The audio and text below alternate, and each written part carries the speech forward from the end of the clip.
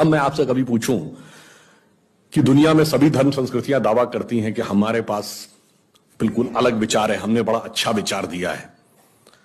अगर हम आपसे पूछें कि हमारी संस्कृति में ऐसा क्या है जो दूसरे में नहीं है, बहुत से लोग कहेंगे साहब उसमें बड़ा सदाचरण की बात कही गई, नैतिकता की बात कही गई। तो लोग कहेंगे ठीक है भाई, दूसरी जगह भी कही गई, शायद कोई फॉलो करता है या नहीं करता।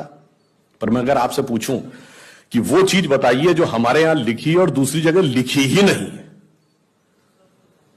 वो क्या है? आप सबने नाम सुना होगा, Vedic mathematics. Have you ever heard of mathematics as a part of religious text? ये सिर्फ हमारे यहां है। गणित धार्मिक पुस्तक का हिस्सा है। Ayurveda medical science, it is globally accepted as a structured medical science, by name itself is a part of Vedas. Medical science धर्म ग्रंथ का हिस्सा हो, गणित धर्म ग्रंथ का हिस्सा हो, ये दुनिया में कहीं नहीं, बाकी जगह विज्ञान और गणित का धर्म से संघर्ष है। हमारे यहां वो धर्म ग्रंथ से उद्भूत हो रहे हैं। ये फंडामेंटल डिफरेंस है हमारे और उनके बीच में।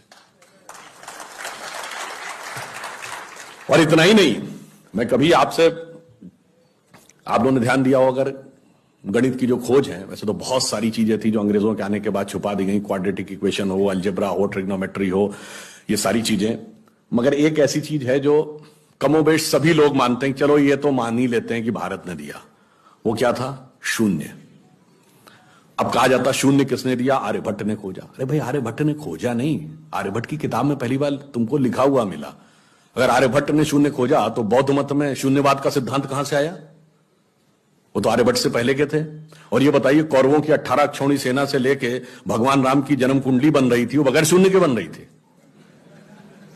वास्तविकता यह है कि शून्य वेदों से निकला, और वो इस बात को स्वीकार करने को तैयार नहीं होते थे कि धर्म ग्रंथ से निकलता है। इसलिए उनको छटपटाहट थी, इसलिए वो कहने का प्रयास करते हैं किसी और ने निकाला था। और समस्या क्या है?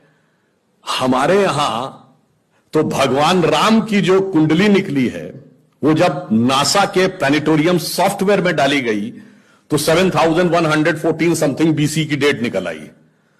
अब बताइए, वैसे तो मैं नहीं मानता कि वो डेट सही है, उसके अंदर नक्षत्रों का कैलकुलेशन किया जाए तो बहुत पीछे आएगा, परंतु बताइए, उन लोगों ने हमको समझा दिया कि हम अवैज्ञानिक हैं और हम अंधविश्वासी हैं, जिनमें किसी एक के यहां लिखा है कि धरती चपटी है और एक के में लिखा धरती चारों तरफ सूरज घूमता है।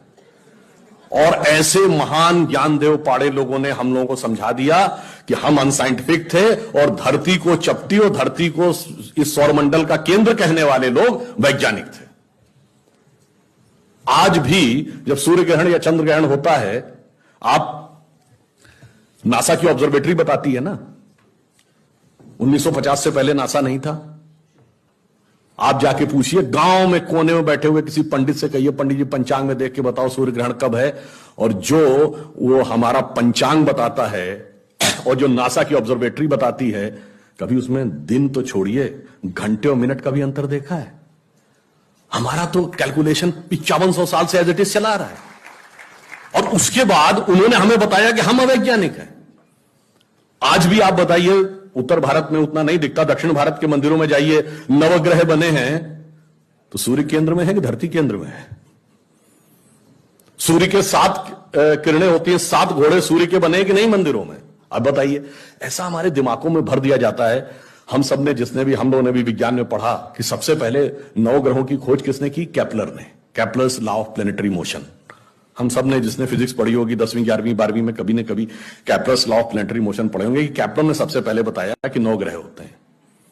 अब ये बताइए, इधर जब हम पूजा करते हैं तो पंडित जी हाथ में जल ले क्या बोलते हैं? ब्रह्मा मुरारी त्रिपुरांतकारी भानु शशि भूमि सुतो बुधश्च और गुरुश्च शुक्र शनि राहु केतु सर्वे ग्रहा शांति करो भवन्तु।